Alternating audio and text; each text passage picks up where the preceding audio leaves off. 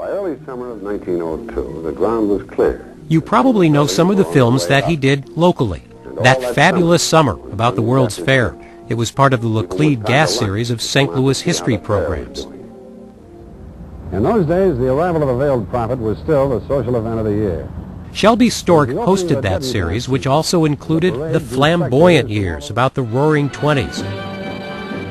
These were more celebrations of local history that didn't go too deep or controversial, as his national documentaries often would.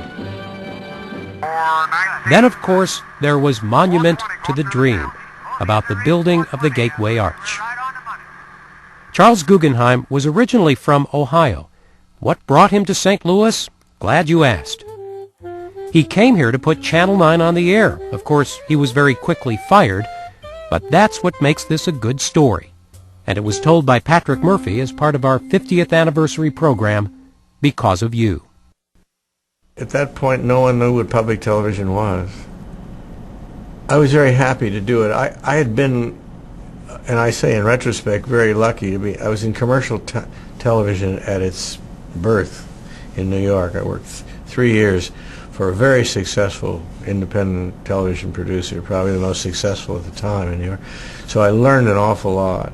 But I had come out of World War II, and I didn't think I wanted to spend my life dealing with advertising people.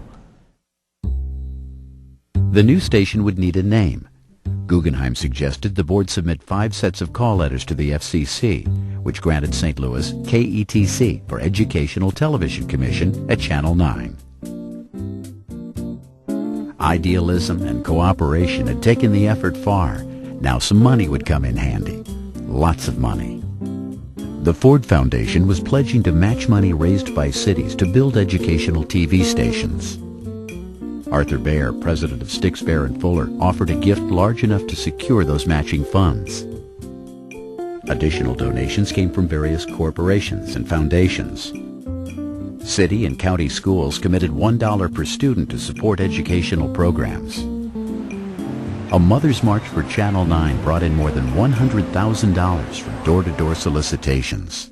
We were out in the front lawn where the children were playing, and my neighbor on the left of us came by. She says, they're thinking of building a TV station, Channel 9, I think they're going to call it. And they're all looking for people to donate whatever they can. And I said, what are you soliciting for? How much well, she says, we're giving 20. Do you think you can swing that? I says, oh, sure. I wasn't going to let her think I couldn't afford $20. It looked as if St. Louis might launch the first non-commercial educational television station in the nation. Station manager Guggenheim led a talented crew of young producers, including Mayo Simon, who would enjoy a long career in New York and Los Angeles writing for television, movies, and the stage. There was a tremendous amount of energy. You could feel it. They were young and excited. They thought this was the new thing. Television is taking over, and people are sitting there in front of their TV sets going, looking at a lot of ads. So they were excited about it, and it was lots of fun. Guggenheim and his staff ordered equipment, designed a permanent facility, created shows, and waited for the station's commission to raise more money. Highly creative and uncompromising in the quality of his productions, Guggenheim's vision of educational television was a grand one, demanding skillfully shot and thoughtfully edited programs on the arts, science, history, and social issues. Even as money and equipment were slow to arrive, Guggenheim and his producers moved ahead, recording programs on kinescope, an early method of recording television programs for eventual broadcast. Commission members objected to the expenses. Guggenheim grew increasingly frustrated, trying to communicate with board members who, it seemed, didn't understand what it took to produce television in a studio that was, well, less than ideal. It was a women's gym that I think was probably less than 100 feet long, had large windows on the side, which you could hear all the noise from the playfield outside. And I guess I told you the story before, but one of the board members, executive board members, who will be nameless, when I went to the board meeting once, I said, we got this item, and they said, what's this item for? I said, we need to close those windows up, because we're getting noise into the studio. And one of them said, well, why do you need to spend so? Couldn't we do it less expensively than that? I said, well, it's not very much money, but he says, but it's money. I said, that's true. He says, why don't you just hire a student to stand outside and say, shh? KETC's hope of being the first educational television station in America was lost in May of 1953 when KUHT in Houston signed on the air. Tension between Guggenheim and board members, largely over money and vision, grew until July of 1954, when the board fired him. It was a terrible blow. He had no idea this was going to happen to him. And he stood out in the front of the Macmillan Hall with tears rolling down his cheeks, saying, I'm never going to, what am I going to do? What am I going to do? And we all said, you're going to start your own business and you're going to do all right. Charles Guggenheim went on to become one of the century's greatest American filmmakers. Today, his monument to the dream is viewed daily by thousands of visitors to St. Louis's Gateway Arch. Years later, while visiting Channel 9, he was gracious. They made the decision, and it's the best thing that ever happened to me. Like most things in life, the best things that happen to you are the hardest things. Soon after he was fired by Channel 9, Charles Guggenheim was making films. He had hooked up with the big PR firm Fleischman Hillard and with the newly formed business and government group Civic Progress, which was formed to attack the problems of a city in serious decline. Concealed past neglect and an empty future.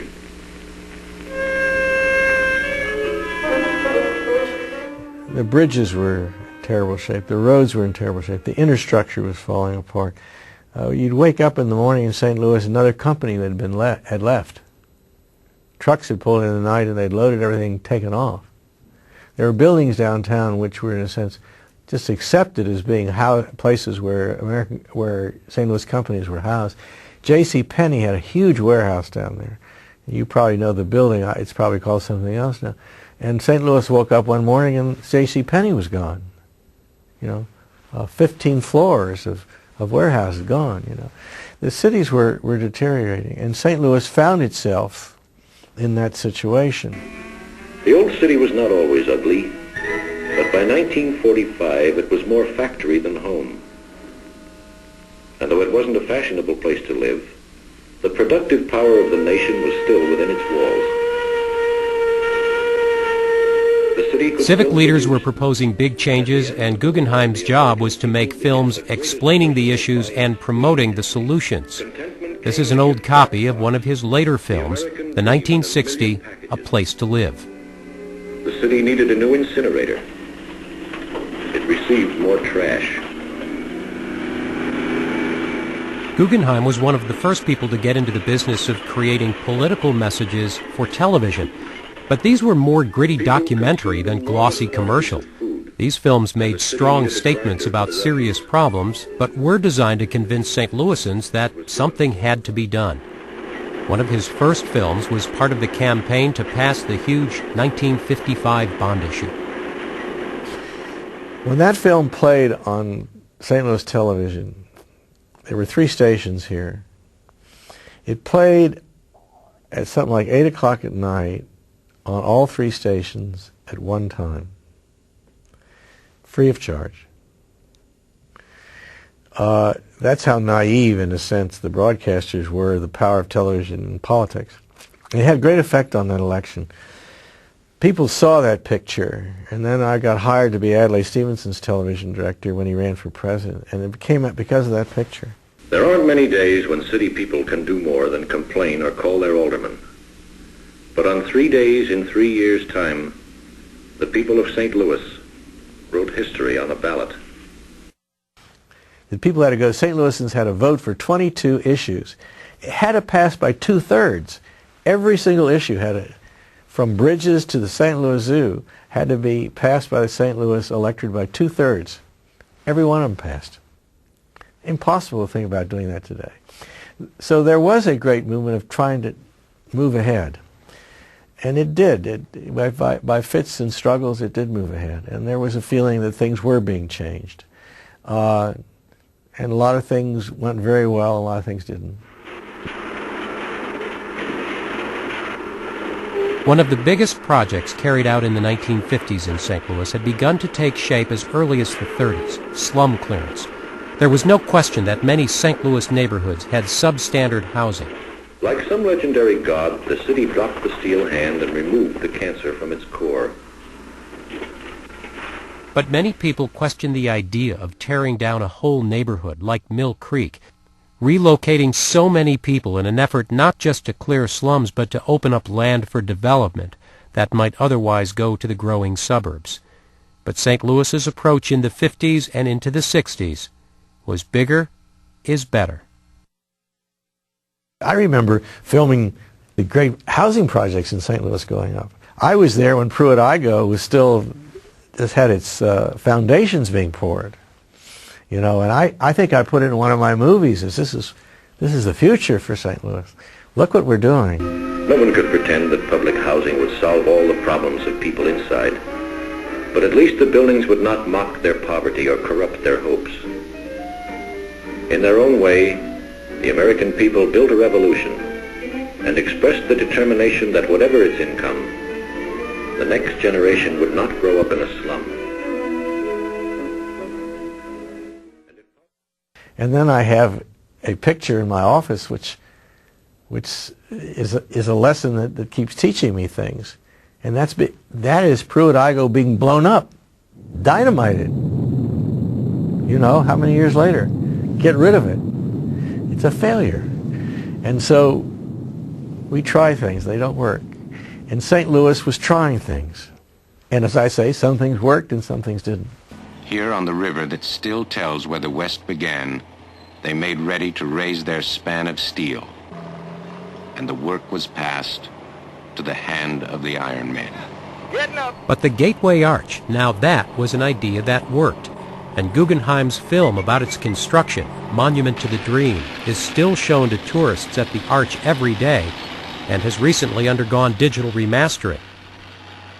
Decades after he made the film, Guggenheim said he still would not make any changes to it. But he reminded us that the construction of the arch came from the same era, the same spirit of change and renewal that had also brought about Mill Creek and Pruitt-Igoe.